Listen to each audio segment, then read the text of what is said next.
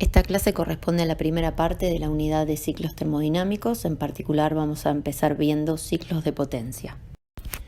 Como una clasificación general de los ciclos termodinámicos vamos a encontrar a los ciclos de potencia o máquinas térmicas y a los ciclos de refrigeración o bombas de calor.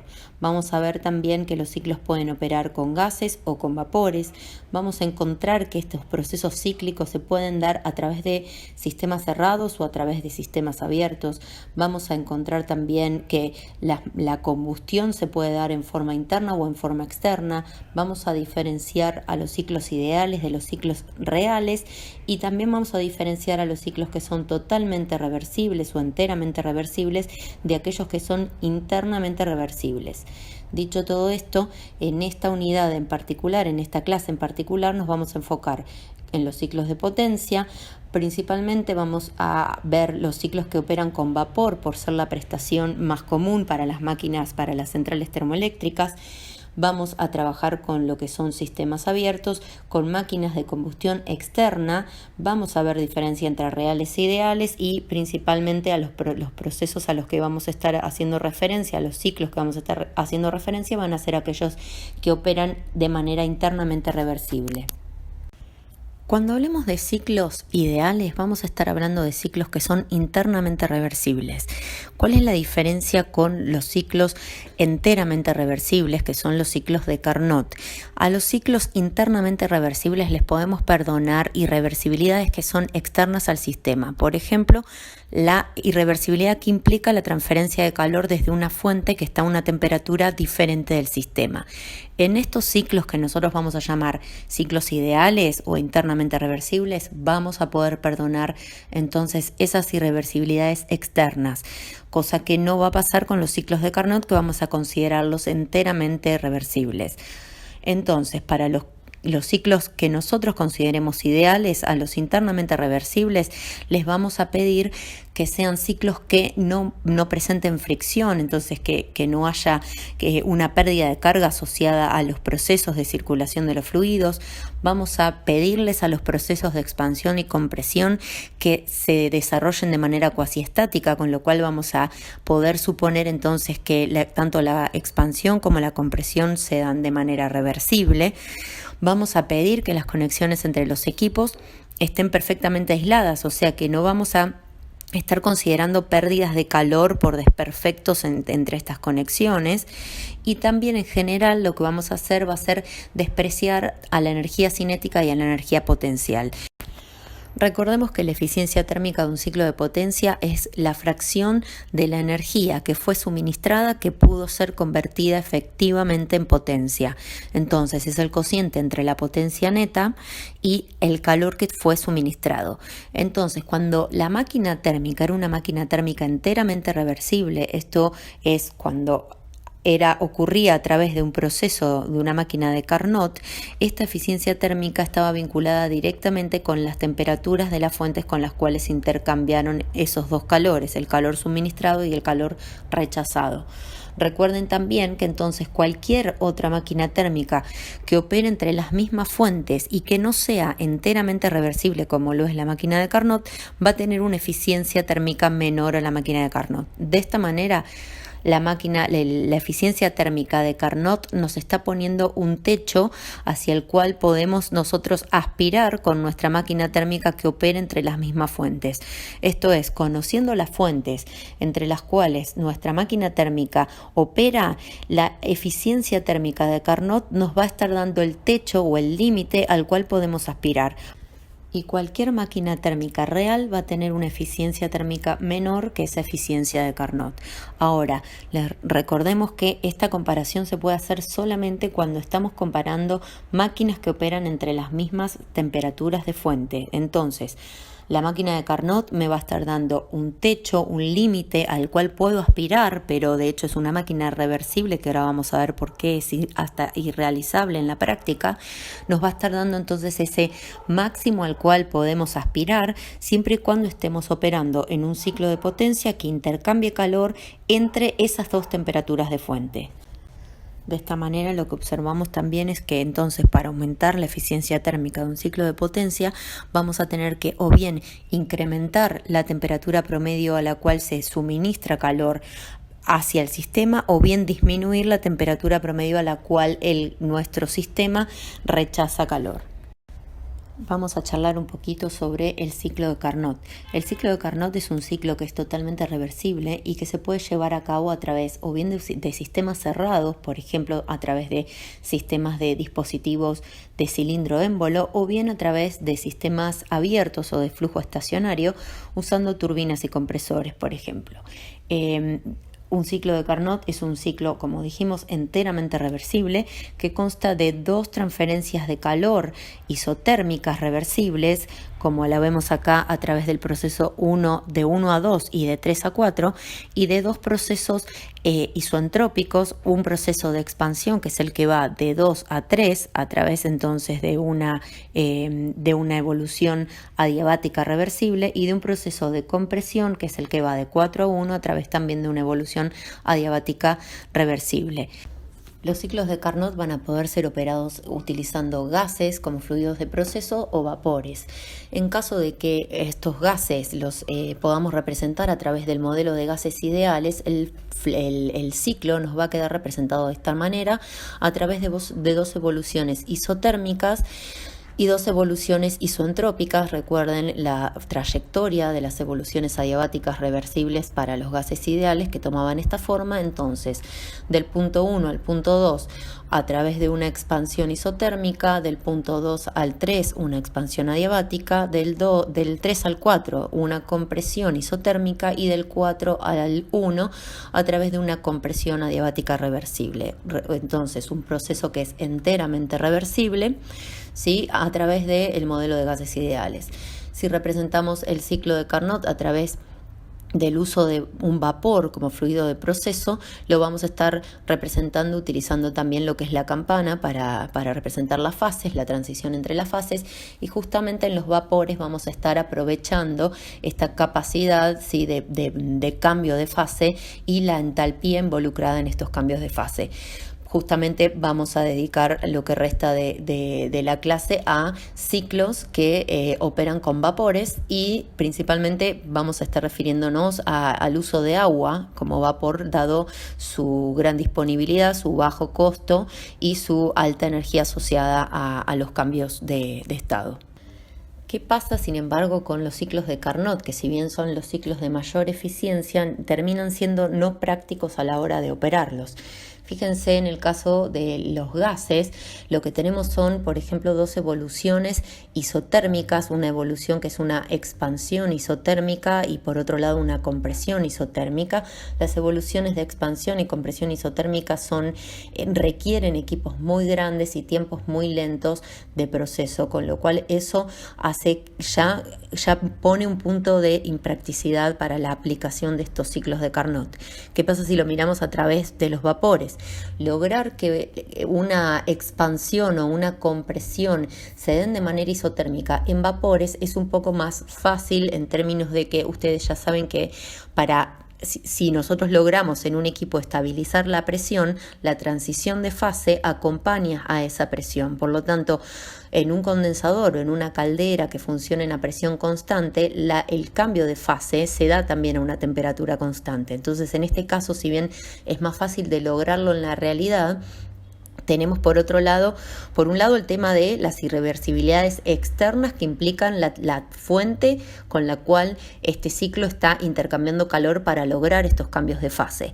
Pero volviendo a la practicidad, si nosotros miramos este ciclo, fíjense las siguientes limitaciones. En primer lugar, la manera que tenemos de aumentar la eficiencia de este ciclo de Carnot es o bien elevando la temperatura de transición de fase en la expansión isotérmica o bajando la temperatura de lo que es la compresión isotérmica. Sin embargo, acá tenemos dos limitaciones prácticas también. La primera es que la presión de alta o la temperatura de alta tiene un límite que es el punto crítico del fluido. Más allá del punto crítico no podemos no podemos pasarnos y seguir entonces aprovechando la transición de fase. Entonces, por un lado tenemos la limitación que nos pone la sustancia en sí que estamos usando, entonces como techo de temperatura para operar en una transición de fase. Y por otro lado tenemos el piso que nos da también lo que es la condensación de o la condensación parcial de este fluido, por una cuestión de practicidad en el manejo de presiones de vacío en los equipos de ingeniería. Si bien nosotros buscaríamos bajar esta temperatura todo lo que podamos para aumentar la eficiencia del ciclo, recuerden que esto también involucra una reducción en la presión de operación. Y cuanto más bajemos la presión de operación, si nos vamos hacia valores inferiores a la atmósfera, estamos trabajando en condiciones de vacío que son difíciles también de mantener o que también tienen un costo asociado. Otras limitaciones que mencionar para un ciclo de Carnot son el caso de la expansión y la compresión adiabáticas reversibles. La expansión, si bien la podemos aproximar bastante bien a través del uso de una turbina adiabática bien diseñada, fíjense que lo que obtenemos como salida de esta turbina es un vapor de muy baja calidad. La baja calidad de vapor está asociada con la presencia de gotas de líquido, y las gotas de líquido lo que hacen es perjudicar las componentes internas de la turbina. Entonces, esa es una limitación práctica para su uso, y también tenemos otra limitación en el caso de buscar una compresión de lo que sería el punto 4 al punto 1 a través de un sistema de dos fases. Fíjense que el punto 4 también está compuesto entonces por dos fases. Para esto tendríamos que utilizar un compresor bifásico, y además otro punto difícil de alcanzar es lograr la salida del compresor exactamente en la saturación del líquido. La primera modificación que le vamos a hacer al ciclo de Carnot, y solamente con el objetivo de mejorar la operabilidad de este ciclo, va a ser a través de lo que se conoce como ciclo Rankine, llevar la salida del condensador hasta la saturación del líquido. Cuando logramos la saturación del líquido, lo que logramos es evitar entonces el tener que usar un compresor bifásico para pasar de la presión de baja a la presión de alta, y utilizar en este caso una bomba, ¿sí? Las bombas, recordemos que operan con líquidos, y lo que vamos a buscar siempre es llevar entonces este líquido que opera a la presión de baja, o sea el fluido que sale del condensador, vamos a buscar llevarlo hasta la saturación. Esto va a ser, digamos, lo que buscamos, ¿sí? Lo cual no quiere decir que siempre vayamos a lograr sacar, digamos, al fluido del condensador exactamente en ese punto. Es muy difícil en la práctica de lograr exactamente este punto. Sin embargo, nosotros cuando operemos con ciclos Rankine vamos a considerar que vamos a llevarlo hasta la saturación.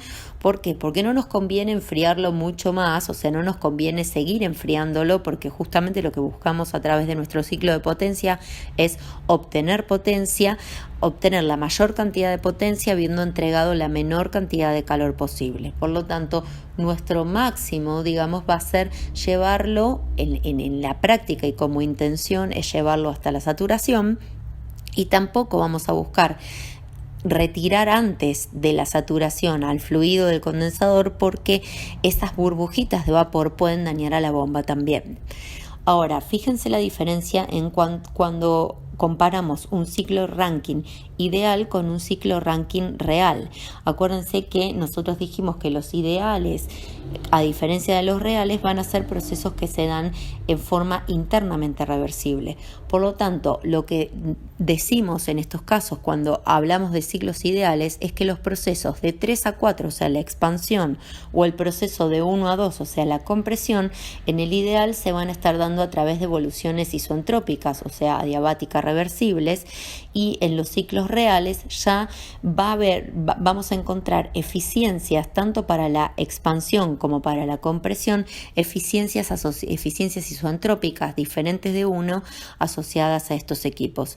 Fíjense que por dos cosas que decir acá. Por un lado, les estoy graficando el proceso que va de 1 a 2 y nosotros sabemos muy bien que el proceso que va de 1 a 2, el proceso isoentrópico, el que va de 1 a 2S, vamos a llamar así con la S, nos vamos a referir a la salida isoentrópica del equipo real, ¿sí? O sea, una salida idealizada. Fíjense que del lado del líquido nosotros no podíamos graficarlo porque el punto 1 y el punto 2S no solamente tienen la misma entropía, sino que al ser fluidos incompresibles también tienen la misma temperatura. Entonces, si bien nosotros vamos a estar esquematizando de este lado de la curva nuestro proceso, recuerden que esto necesitaríamos una dimensión más para poder esquematizarlo bien, ¿sí? Esto es solamente un esquema para poder darnos una idea y poder terminar de graficar nuestro ciclo. Por otro lado, lo que les quería mostrar acá es el proceso que va de 3 a 4S, va a ser entonces el proceso que vamos a estar viendo como proceso ideal o como proceso isentrópico, pero el proceso real va a tener una salida que la vamos a estar esquematizando acá con el punto 4, que va a estar siempre hacia la derecha de la salida isentrópica. ¿Por qué? Porque siempre va a estar hacia valores de entropía superiores que la salida isentrópica, ¿sí? Entonces, tanto el punto 4 como el punto 2 van a estar a la derecha del punto 4S y del punto 2S. En este caso, fíjense que con la salida real estamos obteniendo valores o sea, un título mayor a la salida de la turbina que el que obtendríamos a través de un proceso ideal, con lo cual estas irreversibilidades, solamente teniendo en cuenta el sentido de que las gotitas de líquido en la turbina la pueden perjudicar, esta salida, o sea, estas irreversibilidades, tender hacia la derecha de la salida de nuestra turbina, estaría en este caso mejorando un poquito las condiciones de operabilidad. Sin embargo, en el siguiente proceso vamos a ver cómo mejorar aún más esta salida de la turbina para evitar estas gotitas de líquido que pueden estar perjudicando a nuestro equipo. Si bien ustedes saben perfectamente analizar cada uno de los equipos involucrados en un ciclo Rankine, y ya sabemos, porque ya hemos charlado también, cuáles son las propiedades que se mantienen o las propiedades que podemos asumir que se mantienen entre la entrada y entre la salida de un volumen de control, yo lo que les recomiendo es que empiecen a utilizar este tipo de tablas para analizar los ciclos, porque a medida que vayamos avanzando en ciclos, a medida que vayamos mejorando, digamos, los ciclos en términos de eficiencia térmica, se van a ir complejizando un poquito más la cantidad de equipos involucrados, la cantidad de salidas involucradas, y este tipo de tablitas, a mi criterio, los va a ayudar bastante. Vamos a empezar a analizar lo más simple, que va a ser el ciclo Rankine. Fíjense que les pongo acá una tabla en la cual representamos la presión, la temperatura, la entalpía y la entropía, que van a ser las propiedades que nos interesan a la hora de analizar estos sistemas, estos equipos en sistemas abiertos, ¿sí? En estos ciclos que vamos a analizar. Y fíjense que entonces lo que estamos acá vinculando va a ser el punto 1, les pongo que entonces es un líquido saturado. Recuerden que si bien entonces es difícil lograr la saturación, va a ser lo que buscamos. Entonces, a no ser que nos digan lo contrario, a no ser que nos digan que la salida del condensador se dio a una temperatura inferior, o sea que es un líquido subenfriado, ¿sí? Correspondientes a la presión de operación, nosotros vamos o que se dio, digamos, con una proporción, con una fracción de vapor diferente de 0, mayor a 0, nosotros vamos a asumir que esa salida del condensador se dio con un líquido saturado. Por eso es que entonces les pongo que en general los datos con los que vamos a contar para analizar ciclos en general van a ser las presiones, la presión de alta y la presión de baja. Por lo tanto, al tener definida la presión de baja, vamos a tener también definida la salida, la temperatura de salida del condensador, porque va a ser justamente la temperatura de equilibrio a esa presión de baja.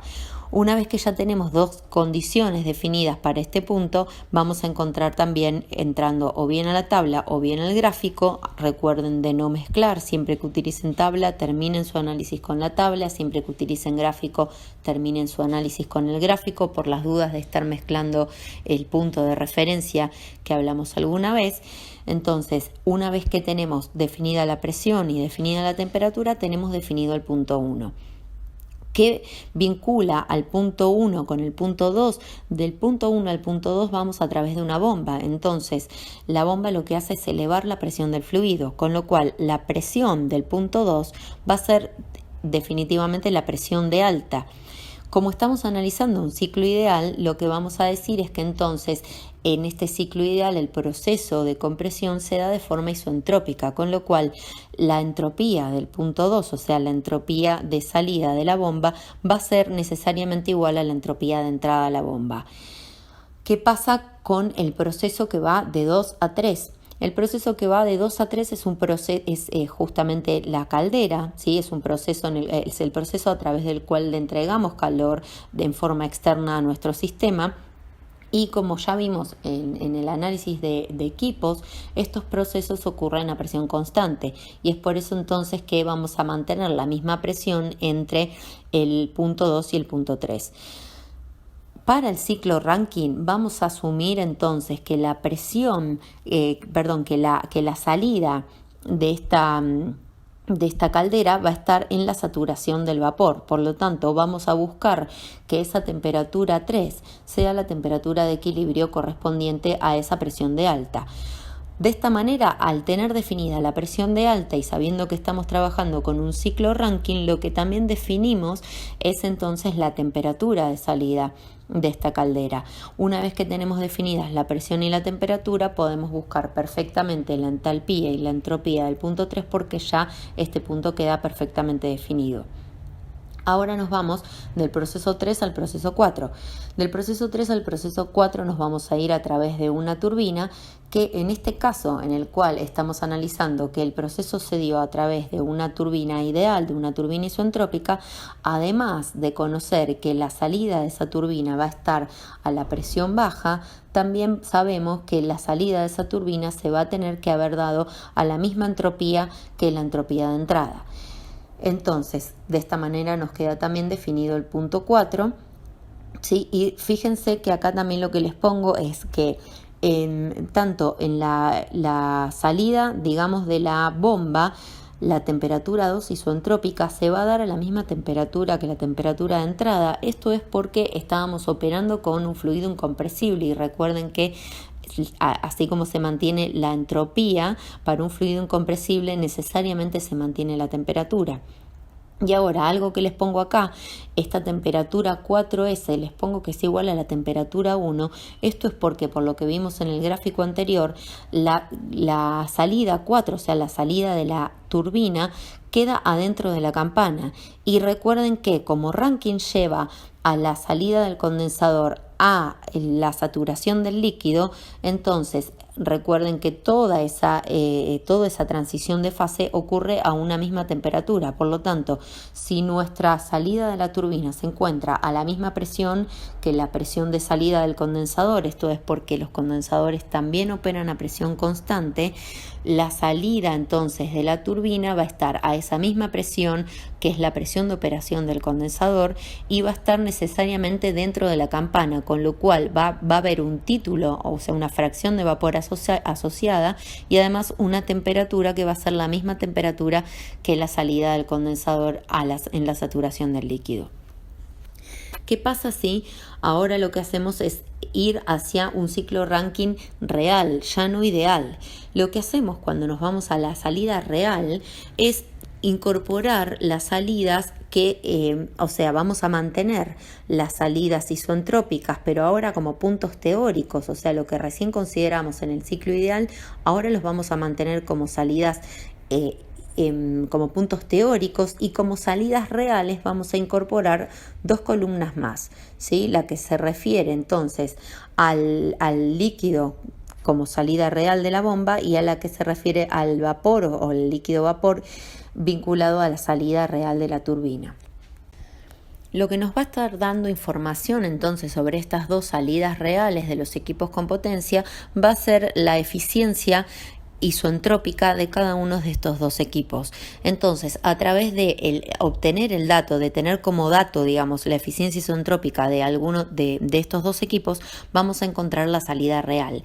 Fíjense que para el caso de la salida de la bomba, dado que no era un valor que entrábamos a la tabla y lo buscábamos, sino que lo operábamos analíticamente, podemos entonces o bien encontrar la entalpía a través de esta relación asociada a la eficiencia isoentrópica de la bomba, o bien obtenemos la entalpía o bien obtenemos la temperatura, ¿sí? Reemplazando directamente el delta H de una bomba por el delta H de un fluido incompresible. Entonces, a través de cualquiera de estas dos expresiones vamos a obtener la entalpía de la salida real de la bomba o la temperatura de la salida real de la bomba. Con cualquiera de estos dos valores, o bien la entalpía o bien la temperatura y la presión, recuerden que la salida real de la bomba tiene la misma presión que la salida isoentrópica, ¿sí? Digamos, ese punto isoentrópico es un punto idealizado que uno define como una salida ideal que se encuentra en la misma presión que la salida real y a la misma entropía que la entrada real. Entonces, a través ahora de contar con estos dos datos, ¿sí? La presión y o la temperatura o la entalpía que están vinculadas, vamos a definir por completo esta salida real y vamos a poder encontrar entonces la entropía asociada al punto 2, que también la encontrábamos en forma analítica con el dato de la temperatura, ¿sí? Por eso entonces necesitamos la temperatura, no solamente la entalpía, sino también la temperatura de este fluido incompresible para poder ir a buscar ese S2, que lo íbamos a encontrar entonces planteando la variación de entropía para un fluido incompresible, ¿sí? Ahora, para encontrar el punto 4, que es la salida real de la turbina, vamos a necesitar, además del dato de la presión, que es el dato que nosotros conocemos, vamos a encontrar un dato más, y ese dato más va a estar, nos lo va a dar, digamos, la eficiencia isoentrópica de la turbina. A través de esta expresión vamos a encontrar entonces el valor correspondiente a la entalpía de la salida real, y con la entalpía de la salida real y la presión vamos a poder definir completamente este punto. De esta manera nos queda totalmente completa, digamos, la tabla de todos los estados, o sea, todos los estados definidos de nuestros equipos, tanto los ideales como los reales, y a partir de esto simplemente será hacer cuentas con lo que nos estén pidiendo. ¿Sí? Si nos piden, por ejemplo, el calor entregado en la caldera, simplemente haremos el análisis entre la salida del punto 3, o sea, el punto 3 propiamente dicho, y la entrada real a esa caldera, que la entrada real entonces va a ser esto que acá denominamos punto 2, ¿sí? Fíjense que entonces de esta manera podemos definir también a la eficiencia térmica de nuestro ciclo Rankine. La eficiencia térmica entonces lo que vincula es la potencia neta con el calor que fue entregado al ciclo. Y recuerden que la potencia neta entonces va a ser la suma, cada uno con su signo, de la potencia de salida de la turbina y la potencia que tuvimos que entregarle a la bomba para que este equipo funcione.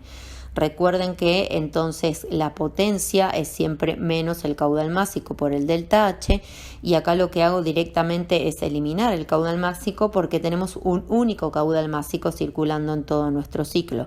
De esta manera la eficiencia térmica para un ciclo Rankine común nos queda dado por esta expresión. El ciclo Rankine con sobrecalentamiento lo que hace, además de llevar la salida del condensador a la saturación del líquido, como el ciclo Rankine propiamente dicho, lo que hace es llevar la salida de la caldera a un punto de mayor entalpía, ¿sí? a un sobrecalentamiento del vapor.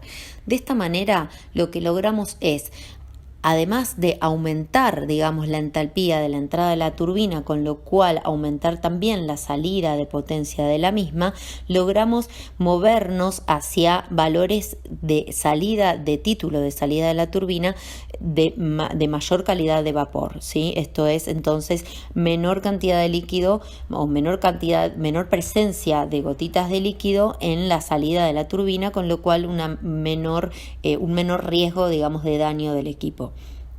Una cosa que les quería aclarar es que en algunos libros van a encontrar que el ciclo Rankine es este que les estoy mostrando acá. Nosotros vamos a referirnos al ciclo Rankine como el que vimos recién y a este ciclo como Rankine con sobrecalentamiento. De todos modos, recuerden que en algunos libros el anterior directamente no lo van a ver, sino que van a pasar directamente a este ciclo como ciclo Rankine, ¿sí? Simplemente van a ver cuando ustedes lo van a saber diferenciar porque la salida del equipo de la caldera en este caso va a estar como un vapor sobrecalentado. Una cosa importante de aclarar acá es que si comparamos este ciclo con el ciclo Rankine común y lo que garantizamos es que la presión de operación de la caldera en los dos casos sea la misma, la temperatura de salida entonces en el Rankine con sobrecalentamiento va a ser mayor, ¿sí? La presión de caldera entonces nos va a estar determinando la temperatura a la cual ocurre el cambio de fase y en el caso de operar con sobrecalentamiento la temperatura de salida a la cual podemos acceder es mayor. De esta manera, la temperatura promedio a la cual se da el intercambio de calor en la caldera, en este caso en el Rankine con sobrecalentamiento, es mayor que la temperatura a la cual se dio el intercambio de calor en el Rankine común. De esta manera, el ciclo de Carnot con el cual podemos comparar la eficiencia térmica de este Rankine con sobrecalentamiento va a estar determinada, la eficiencia térmica de ese ciclo de Carnot va a estar determinada por temperaturas más altas, ¿se entiende? En este caso vamos a poder comparar a nuestro ciclo Rankine con un ciclo de Carnot que opera ya de por sí con una temperatura caliente más alta que la temperatura con la cual podíamos comparar al ciclo anterior. De esta manera lo que hacemos es garantizar una mayor eficiencia térmica del Rankine con sobrecalentamiento comparado con el Rankine común siempre y cuando estemos comparando las mismas presiones de operación, ¿sí? Entonces, siempre y cuando el condensador y la caldera operen a las mismas presiones entre ambos ciclos, la temperatura promedio con la cual se intercambia calor en la caldera en este caso es mayor que en el caso anterior, con lo cual al Carnot al cual podemos aspirar es un Carnot con una temperatura superior a la anterior. De esta manera obtenemos mayor potencia en relación a la cantidad de calor, al calor entregado en términos relativos. Fíjense que el sobrecalentamiento en el Rankine no necesariamente implica que la salida de la turbina salga como vapor saturado, ¿sí? Esto también es algo que sería muy difícil de lograr o de fijar si lo que estamos haciendo es mover la salida de la turbina hacia valores de mayor fracción de vapor o incluso hacia afuera de la campana, ¿sí? Acá tenemos dos esquemas que les muestro, uno que está muy cerquita de la campana, otro que cae adentro, la salida isoentrópica, pero la salida real cae hacia valores de título mayor, pero de todos modos adentro de la campana. Les menciono esto porque en la práctica también van a poder encontrar o incluso en los ejercicios que vayan a hacer salidas de la turbina de un Rankine con sobrecalentamiento que se dan o bien en la saturación del vapor o bien afuera de la campana, o sea como vapor sobrecalentado. Recuerden siempre entonces que la salida real va a estar hacia valores de mayor entropía que la salida ideal, con lo cual si caen adentro de la campana la salida real va a quedar a valores de un título mayor o incluso pueden encontrar casos en los cuales la salida isoentrópica está dentro de la campana y la salida real afuera. ¿Sí? En caso de que nos encontremos por fuera de la campana, recuerden que la salida real va a estar a temperaturas superiores que la salida isoentrópica, así que aprovechamos menos, digamos, la entalpía que traía el fluido para generar potencia. El análisis de las propiedades de cada punto en un Rankine con sobrecalentamiento es muy similar al Rankine común.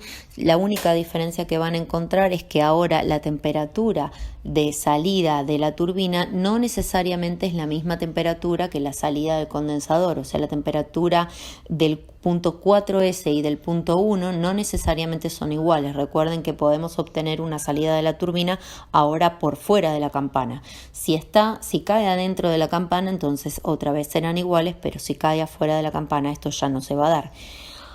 cuando vamos a analizar la diferencia entonces otra vez entre el ciclo ideal y el ciclo real, simplemente lo que tenemos que hacer es agregar estas dos columnas que nos muestran las salidas reales del equipo, y para poder llegar a determinar las propiedades vamos a usar las eficiencias isentrópicas de los equipos con potencia para determinar el punto por completo. La eficiencia térmica se va a calcular de la misma manera. Ahora, ¿de qué manera podemos aumentar la eficiencia en los ciclos Rankine? Vamos a ver un primer ejemplo, que es el de bajar la temperatura del condensador. Recuerden que la eficiencia del ciclo entonces va a estar siempre limitada por un techo, que es el que pone el rendimiento de Carnot para esas mismas temperaturas de fuente. Entonces, si lo que logro es un ciclo Rankine que opera con temperaturas de fuentes más separadas entre sí, o sea, una temperatura de fuente caliente más elevada o una temperatura de fuente fría inferior, lo que voy a estar haciendo es elevando la eficiencia de ese techo al cual puedo aspirar, que es el ciclo de Carnot, que sería el ciclo funcionando en condiciones completamente reversibles. Entonces, si bien el ciclo Rankine no es completamente reversible, lo máximo que podemos buscar es que sea internamente reversible. Va a ser igual un Carnot entre dichas fuentes el que nos limite la eficiencia. Por lo tanto, lo primero que vamos a analizar es ver qué pasa en caso de que yo baje la presión de operación del condensador. En ese caso, como ven, baja en consecuencia la temperatura a la cual se da el cambio de fase o la condensación en la parte acá inferior de la curva, con lo cual estamos incrementando la eficiencia. Fíjense que también lo podemos ver de este lado. Lo que vamos a lograr va a ser un aumento en la potencia que obtengamos como salida de la turbina. Sin embargo, esta disminución en la presión de operación del condensador tiene un límite, dado que operar con presiones de vacío no es tan fácil. Pueden ocurrir filtraciones de aire, pueden ocurrir colapsos en el material, etcétera, que limitan esta medida. Otra opción que podemos proponer para aumentar la eficiencia del Rankine es aumentar la temperatura de salida de la caldera, o sea, aumentar la temperatura de entrada a la turbina. En este caso tenemos que también eso mejora la condición de salida de la calidad del vapor a la salida de la turbina. Entonces, esto es una medida que aumenta la eficiencia del ciclo. Fíjense que es fácil de observar que aumenta la potencia, o sea, la entalpía que podríamos aprovechar a través de la turbina. Si bien aumenta también la cantidad de calor que entregamos al equipo, que está relacionado con todo este proceso que vemos acá, también aumenta la potencia obtenida. ¿Cómo sabemos que de todos modos acá, al movernos hacia una temperatura mayor, aumenta efectivamente la eficiencia térmica? Porque lo que estamos haciendo es otra vez elevar la temperatura promedio a la cual este ciclo está operando, a la temperatura de fuente caliente promedio a la cual este ciclo está operando, ¿sí? Entonces, si bien sabemos que hay un aumento en la entrega de calor involucrada, también hay un aumento en la potencia que sale, lo que nos da la pauta de que elevamos el techo al cual podemos aspirar es que elevamos la temperatura media a la cual opera el ciclo. Entonces, ¿hay alguna limitación con aumentar la temperatura de salida de la caldera? Sí, hay limitaciones también. Una de las principales es la limitación metalúrgica, la limitación de las componentes con las cuales son construidos generalmente los equipos. No vamos a poder utilizar mucho más allá de 600 grados de temperatura de salida para prestaciones simples. Por último, miremos qué pasa si lo que hacemos es aumentar la presión de operación de la caldera. En este caso, fíjense que al aumentar la presión de operación de la caldera, aumenta también entonces la temperatura asociada a ese cambio de fase, y con lo cual, y por lo tanto aumenta también la temperatura promedio a la cual se da ese proceso de incorporación de calor, con lo cual aumenta nuestro techo en la eficiencia, aumenta esa eficiencia del ciclo de Carnot con el cual nosotros podemos comparar el rendimiento de nuestro equipo. Entonces, aumentar la presión de operación aumenta la eficiencia de nuestro ciclo, aumenta la potencia que vamos a obtener con respecto al calor que vamos a entregar al ciclo para que esto funcione. Sin embargo, otra vez hay limitaciones. La principal limitación es el techo que nos pone justamente la campana, ¿sí? El equilibrio que nos da la misma sustancia con la que estamos trabajando. No vamos a poder pasarnos del punto crítico porque no vamos a poder entonces a presión constante lograr el cambio de fase. Por lo tanto, siempre el punto crítico nos va a estar marcando el máximo al cual vamos a poder aspirar en términos de presión, de aumento de presión en la caldera. Otra de las desventajas que tiene aumentar mucho esta presión en la caldera es que también fíjense que obtendríamos una salida consecuente de la turbina a calidades de vapor inferiores con respecto a este otro punto que les estoy mostrando acá, este otro punto 3, ¿sí?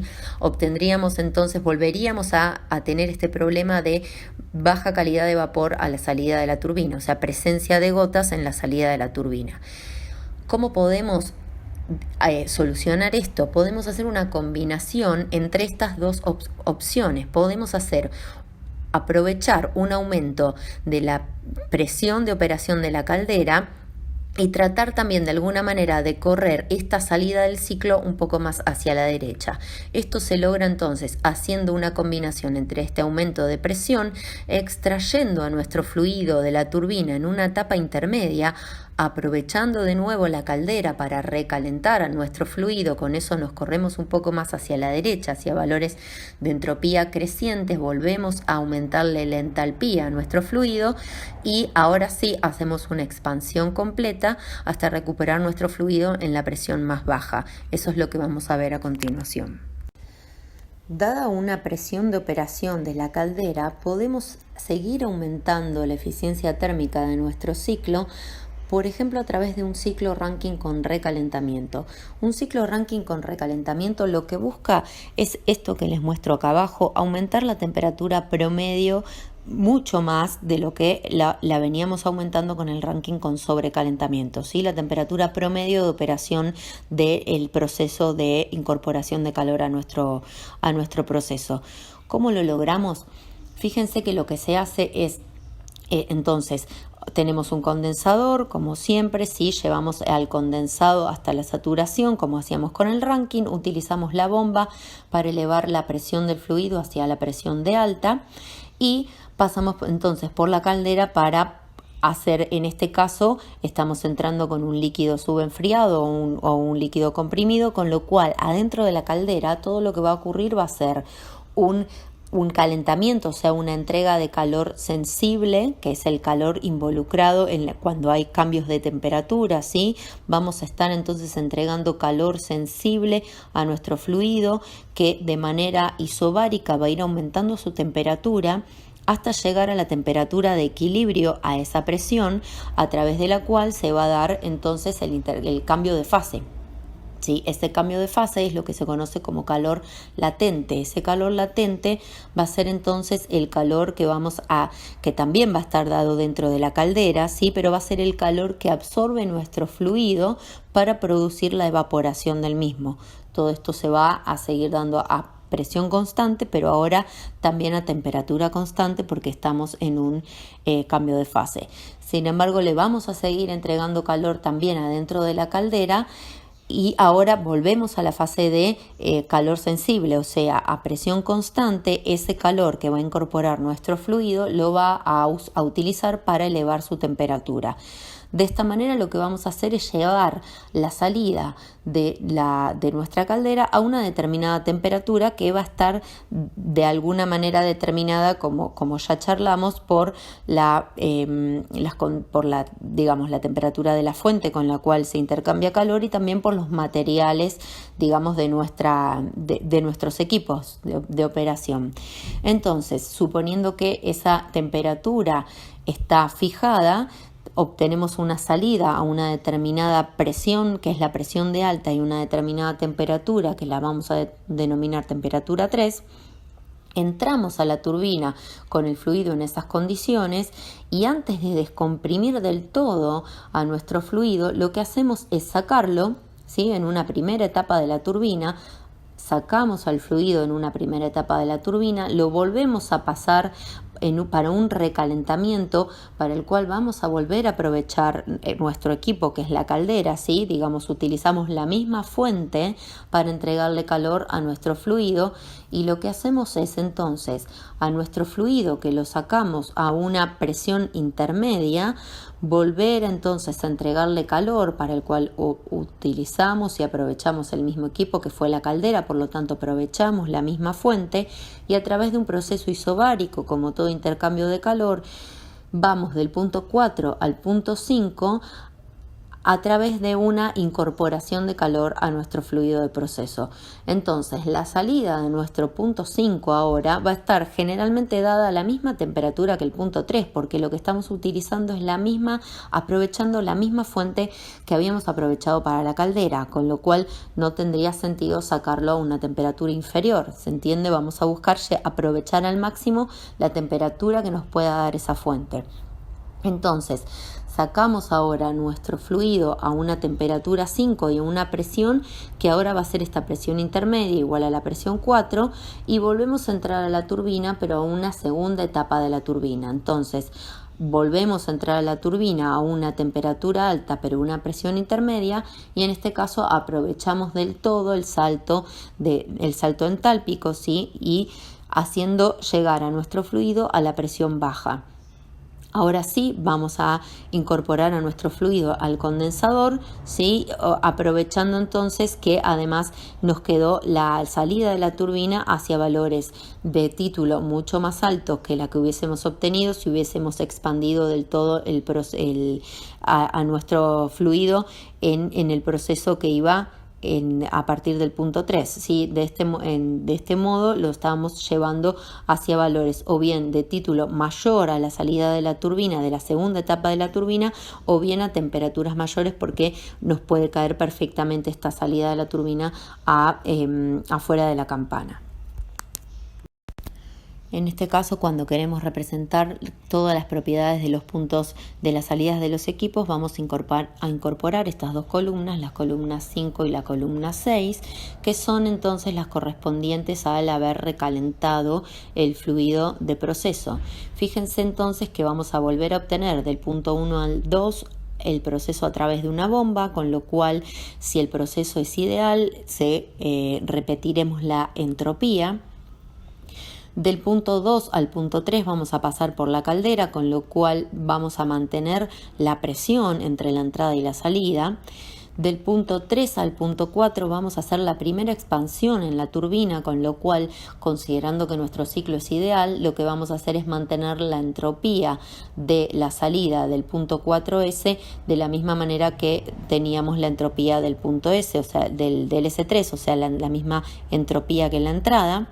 Y lo que hacemos con el punto 4 es volver a pasarlo por el recalentador. Por lo tanto, del punto 4, en este caso, como estamos analizando el ciclo ideal, llamamos 4S, vamos a pasar a esa corriente 4S por el recalentador, obteniendo como salida un punto que vamos a llamar 5, que va a tener la misma presión que el punto 4S, y en general vamos a ir hacia la misma temperatura que, como les dije recién, nos determinaba la fuente caliente. Por lo tanto, en general vamos a obtener la misma temperatura de salida del punto 5 que la misma temperatura que obteníamos para el punto 3. Por último, vamos a hacer la última expansión en la segunda etapa de la turbina, por lo tanto de 5 a 6, en este caso lo llamo 6S porque lo considero ideal, vamos a ir a través de un proceso de expansión en la segunda etapa de la turbina hacia la presión más baja de operación de nuestro ciclo y manteniendo una entropía igual a la entropía de entrada. Cuando nos vamos al proceso real, simplemente lo que hacemos es, ante cada salida de equipos con potencia, agregamos una columna que nos represente la salida real de nuestros equipos. Entonces agregamos la salida real para la bomba, la salida real para la primera etapa de la turbina y la salida real para la segunda etapa de la turbina. ¿Cómo determinamos los valores de las entalpías o temperaturas correspondientes a las salidas reales? Otra vez utilizando los valores de eficiencia isentrópica de la bomba y de cada una de las etapas de la turbina, que en general van a mantener siempre, les vamos a dar un dato de eficiencia de turbina que va a ser el mismo dato que van a utilizar para cada una de las etapas. Fíjense que en este caso para la eficiencia térmica vamos a tener que incorporar entonces al trabajo neto la potencia obtenida en cada una de las etapas de la turbina, más la potencia que consumió la bomba, ¿sí? Cada uno con su signo. Fíjense que le saco el menos acá afuera, en este caso para arriba poder considerarlo como sumas de delta H, pero recuerden que la potencia es igual a menos el caudal másico por el delta H, y abajo el calor es igual al caudal másico por el delta H, por eso nos queda este menos acá afuera.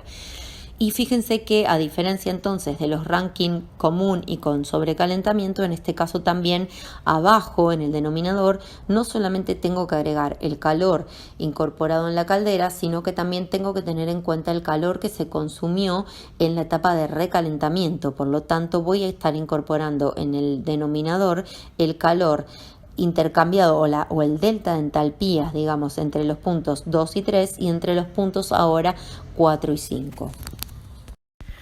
El ciclo Rankine con regeneración es una opción que se utiliza muchísimo en las centrales eléctricas, porque no solamente mejora la eficiencia térmica del ciclo, sino que también ofrece otras ventajas operacionales. Por ejemplo, mejora la eliminación, digamos, del aire que se puede llegar a filtrar en el condensador, y de esta manera reduce la corrosión en la caldera. También ayuda a controlar o a manejar los grandes flujos volumétricos que se obtienen como salida de las turbinas en las etapas de baja presión.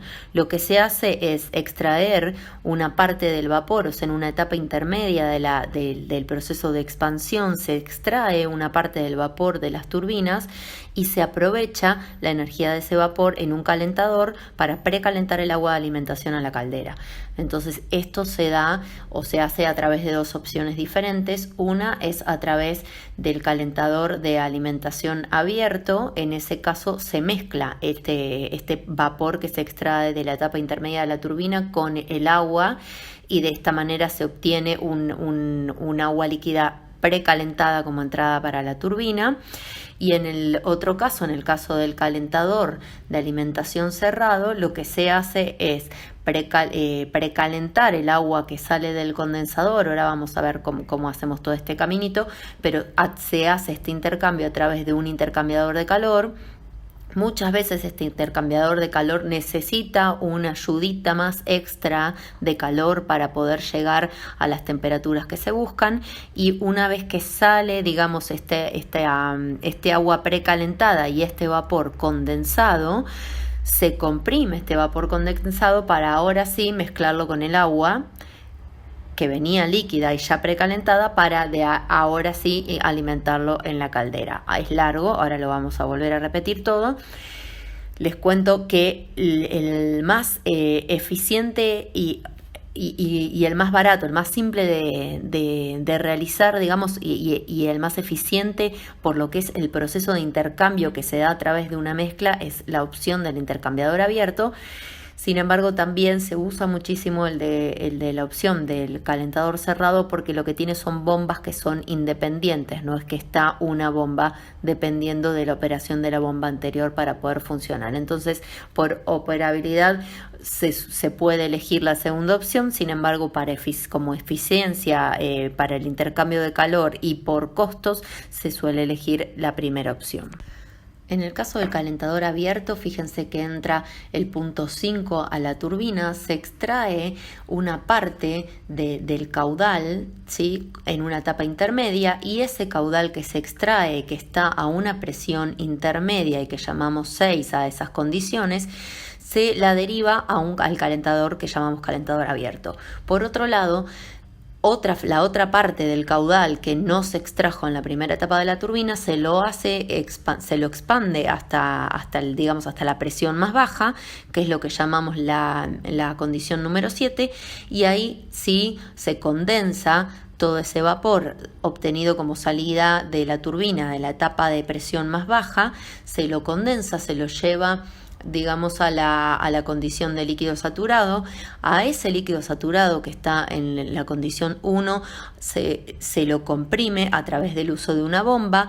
¿Por qué se lo comprime? Fíjense que lo que buscamos es alimentar un calentador que en realidad lo que vamos a estar haciendo acá es una mezcla. Esto es técnicamente una cámara de mezcla que, si la aislamos bien, lo que vamos a estar haciendo es aprovechar todo el calor que trae el vapor en las condiciones 6 para calentar el agua que introducimos en la cámara en las condiciones 2, ¿sí? Ahora, como toda cámara de mezcla, necesitamos que todo lo que vayamos a introducir en esa cámara esté a la misma presión para no tener un desequilibrio mecánico. Es por eso que entonces utilizamos la bomba 1 para aumentarle la presión a esta corriente 1, llevarla a la presión más alta en las condiciones 2 y recién ahí mezclar ese vapor con ese líquido. Lo que se busca es extraer en el punto 6 una fracción tal de masa, o sea, un caudal másico tal que garantice que la salida de esta mezcla de la condición 6 con la condición 2 nos dé un líquido saturado. Cosa que no siempre es fácil de lograr en la realidad, ¿sí? En la práctica. Sin embargo, es eso lo que se busca, llevar que este punto 3 sea un líquido saturado, y ese líquido saturado, a través ahora de una nueva bomba, que es la que les comentaba, que de alguna manera está conectada con la anterior, se la utiliza para elevarle la presión hacia la presión más alta, que finalmente va a ser la presión de operación de la caldera. La diferencia con el calentador de alimentación cerrado es la siguiente. El calentador de alimentación cerrado, entramos a la turbina con las condiciones 6, se extrae una fracción que decimos que está en las condiciones 7, esa fracción, o sea, ese vapor en condiciones 7 a presión intermedia, se lo hace pasar por un intercambiador de calor que es cerrado. ¿Por qué? Porque no se mezcla con el agua líquida que viene en las condiciones 2. Lo que se hace es entonces a este vapor en condiciones 7 condensarlo a través de este equipo calentador cerrado, que lo que vamos a estar utilizándolo es para condensar este vapor y ese calor que se dio ese vapor en la condensación, que sea aprovechado por la corriente 2 para aumentar su temperatura hasta la condición número 9. Vamos a seguir por este lado. ¿Qué pasa con lo que no se extrajo en esta etapa intermedia de la turbina? Lo que no se extrajo en esta etapa se lo deja expandir por completo hasta la presión más baja en el punto 8, ¿sí? Y a esa condición, a ese vapor, en este caso por lo que tenemos en este gráfico, vemos que es una mezcla líquido-vapor, pero recuerden que esto puede estar fuera de la campana también. Se lo introduce en el condensador, se busca lograr la condensación completa hasta llegar a la condición de líquido saturado en el punto 1, ¿sí? Y a ese punto 1 se le aumenta la presión a través de una bomba, que es lo que llamamos la bomba número 1, y es ese líquido comprimido en condiciones 2 el que intercambia calor entonces con el vapor que venía en la condición 7 y pasa a estar en la condición 3.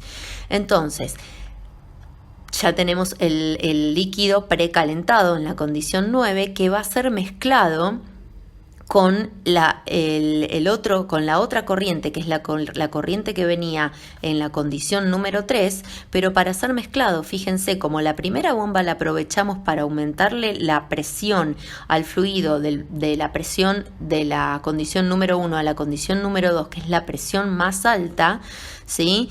A la corriente número 3 ahora la vamos a tener que presurizar también para poder introducir en esta cámara de mezcla y poder mezclarla con la corriente número 9 y obtener la corriente de salida a la presión alta también, que es la presión que maneja la caldera en la condición número 5, y de esa manera lograr que en esta cámara de mezclado no haya ningún desequilibrio mecánico.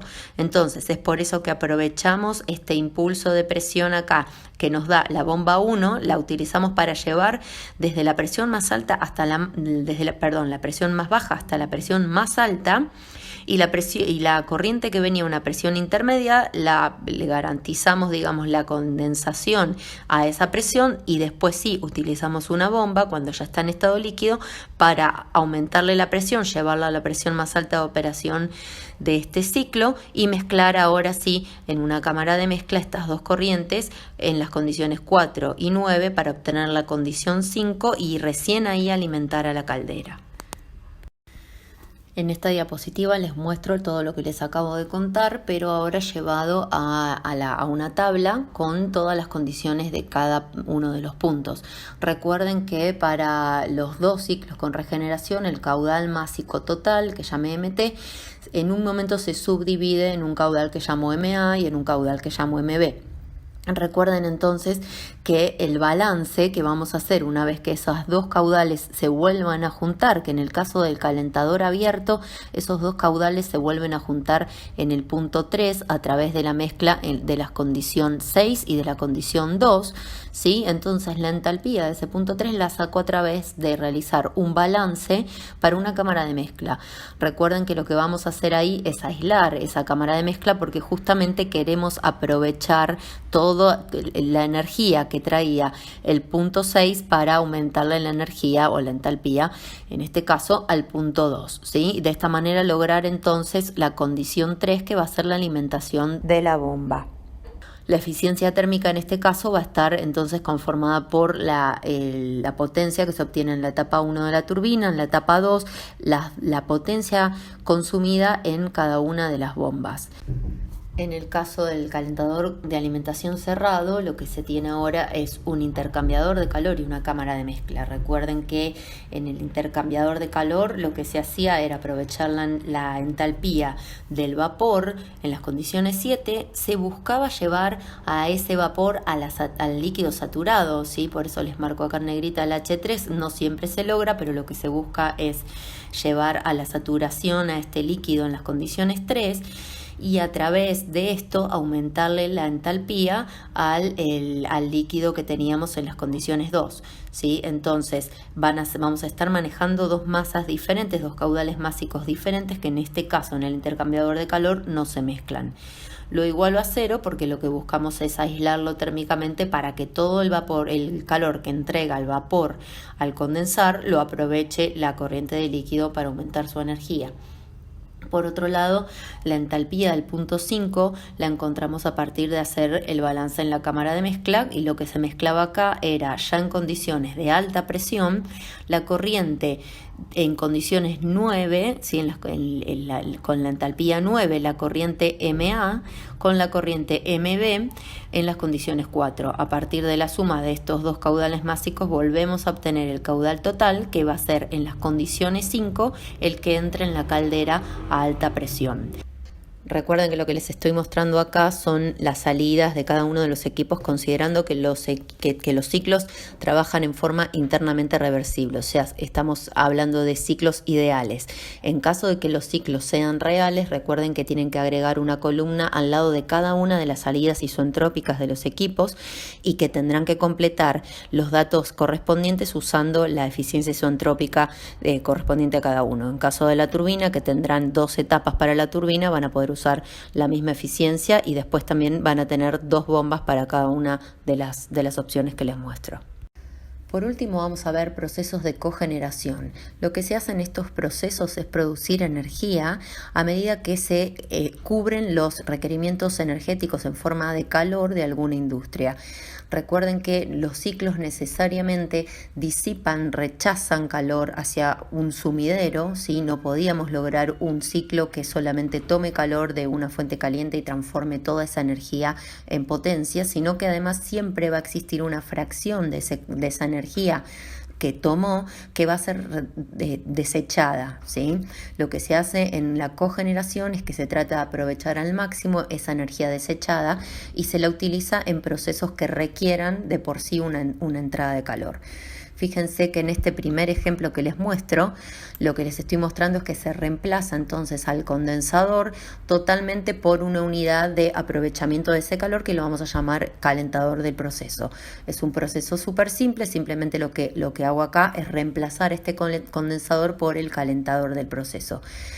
Sin embargo, en la práctica hay arreglos un poquito más sofisticados a nivel de los rebusques que tiene, pero mucho más eficientes en términos de qué es lo que puede llegar a cubrir. Si lo que se necesita es cubrir mayores prestaciones de calor de proceso, podemos llegar a ajustar a nuestro proceso de cogeneración de manera de aprovechar a la energía que entregamos en la caldera más para el lado del calentador del proceso, o en caso de que no necesitemos aprovechar tanto ese calor de proceso, lo podemos derivar para el lado de la turbina y aprovechar esa energía en forma de generación de potencia. Fíjense que lo que les muestro acá es un ejemplo en el cual en la entrada de la turbina lo que se hace es, en primer lugar, se hace una bifurcación. Fíjense que el punto 1, 2 y 3 tienen las mismas condiciones. Simplemente el punto 2 lo que hago es bifurcar la corriente y a través de una válvula que la puedo abrir o cerrar, puedo ir regulando entonces, según los requerimientos de mi sistema, qué proporción del caudal másico que venía por la corriente 1 hago pasar hacia 2 o hacia 3. Ahora volvemos a esto, sigamos el análisis por el lado del punto 3. Fíjense que en el punto 3 lo estamos señalando como la entrada a la turbina. La turbina podemos tener entonces que extraemos una parte del vapor en las condiciones 5 a una presión intermedia y que alimentamos esa fracción, digamos, que extrajimos de la turbina en una presión intermedia para alimentar lo que sería el calentador de nuestro proceso. Y por otro lado, la fracción que no extrajimos de la turbina en la condición 5, le permitimos la expansión completa hasta la condición 6, a través de la cual sí cerramos el ciclo de la manera tradicional, ¿sí? A través del uso de un condensador que lleva nuestro fluido hasta la saturación del líquido. Llegamos entonces al punto 8. A partir del punto 8 lo que hacemos es utilizar una bomba que eleva la presión hasta la presión de operación más alta del ciclo, que es el punto 9, para a partir de ahí alimentarlo a una cámara de mezcla que va a ser mezclado con esta corriente que ahora vamos a analizar qué pasa. Fíjense que el uso de esta válvula que ponemos entre el punto 2 y el punto 4 lo que nos permite es regular esto.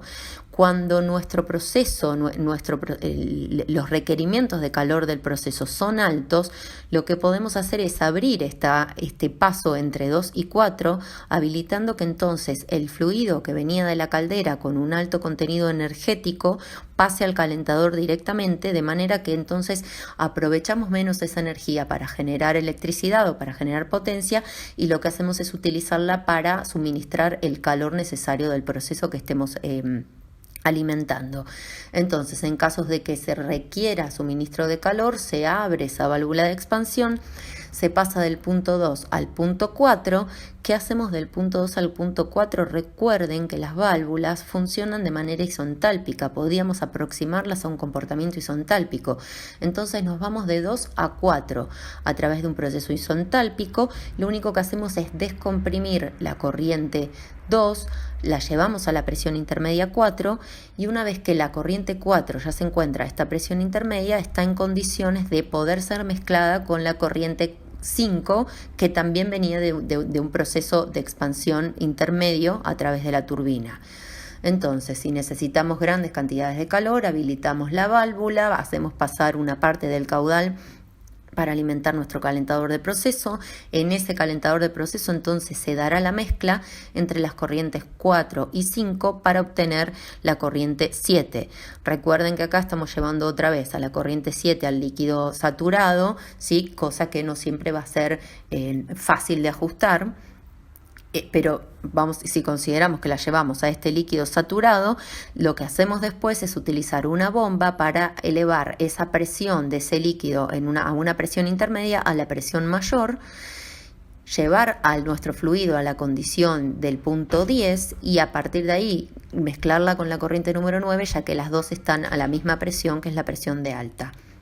De esta manera y a través de esta mezcla logramos la condición número 11, que es efectivamente la que vuelve a alimentar a la caldera. En casos de que no necesitemos esa prestación del calor del proceso, lo que se puede hacer es cerrar por completo la válvula que comunica el punto 2 con el punto 4, con lo cual esta bifurcación acá la cerramos por completo, y también podemos deshabilitar lo que es esta salida intermedia de la turbina. Podemos aprovechar la expansión completa y hacer pasar todo el caudal desde el punto 3 hasta el punto 6, aprovechando al máximo la energía que trae el fluido que pasó por la caldera y transformándolo en potencia o en energía aprovechable. Analizando todas las salidas de un ciclo de cogeneración, les voy a mostrar el ciclo ideal. Recuerden que si lo quieren llevar a un ciclo real, lo que tendrán que hacer es agregar columnas al lado de cada una de las salidas de los equipos con potencia, representando la salida real y relacionando la salida ideal con la real a través del rendimiento isentrópico del equipo. Entonces, para el ciclo ideal, lo que vamos a ver es que tanto el punto 1, 2 y 3 tienen las mismas condiciones.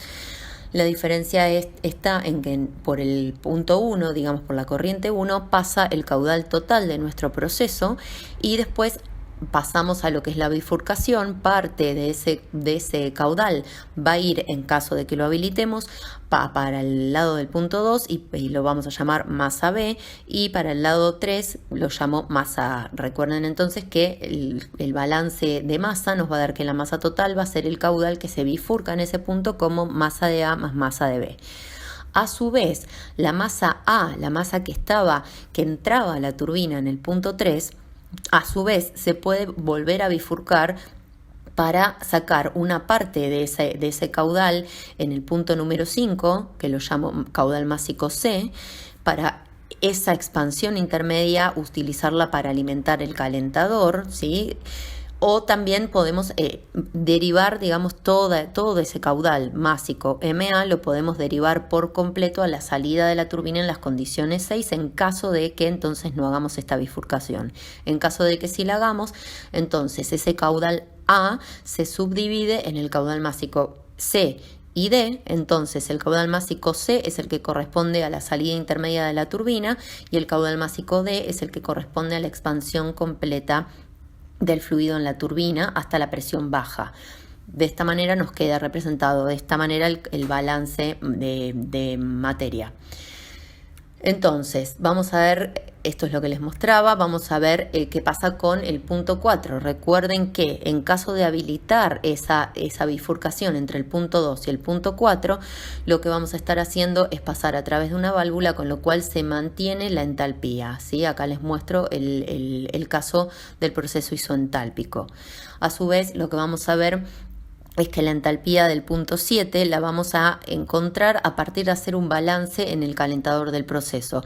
Este calentador va a ser alimentado entonces por las corrientes 4 y 5, cada una con su caudal, y va a resultar en la corriente número 7, ¿sí? Con las condiciones número 7 y con un caudal másico igual a la suma de las dos corrientes que lo alimentaron, el caudal másico B más el caudal másico C.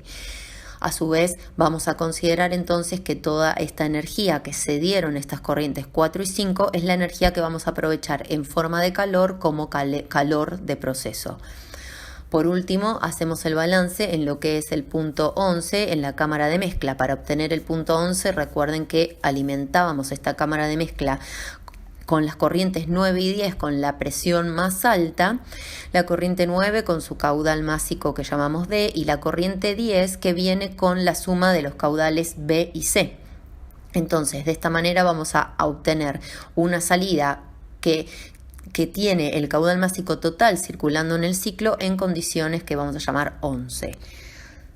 Por último, vamos a definir algo nuevo acá, que es el factor de utilización de los ciclos de cogeneración. Como en la cogeneración no solamente lo que buscamos es generar potencia, sino también aprovechar un calor, lo que vamos a hacer es agregar este calor que aprovechamos a nuestro nuevo rendimiento. Entonces, el rendimiento será la suma de toda la energía aprovechada, que es la potencia neta, más el calor aprovechado, que el calor aprovechado fue el calor que recuperamos del calentador de proceso, dividido lo que pagamos, que sigue siendo el calor que suministramos en la caldera.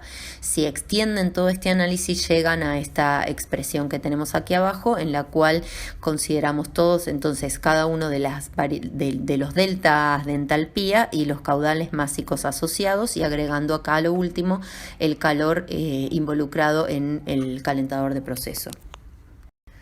Con esto terminamos esta primera parte de la unidad de ciclos termodinámicos.